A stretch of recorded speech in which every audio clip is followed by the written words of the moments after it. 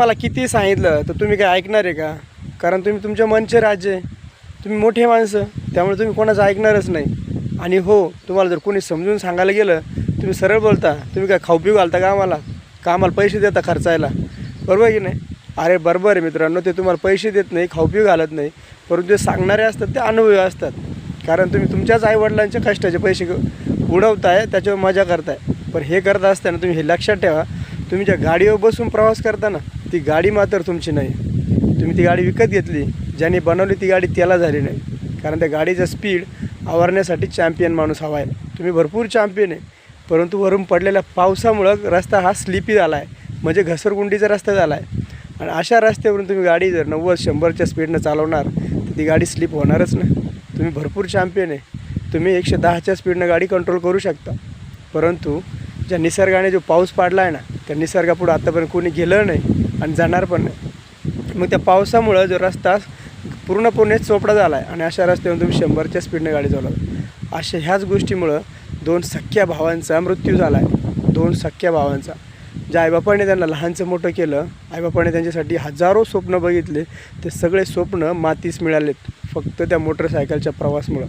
मित्रांनो, गाडी चालवा ही गाडी चालवण्यासाठीच आहे आणि तुमच्याच हौशीसाठी आहे.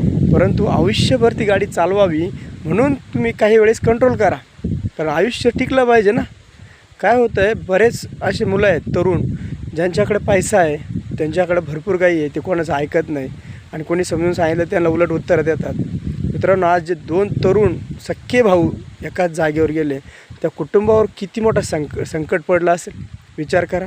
दुःखाचा डोंगर त्यांच्यावर पडलेला आहे. आज ते कुटुंब त्या दुःखातून कधीच बाहेर येऊ शकत नाही, आयुष्यभर नाही.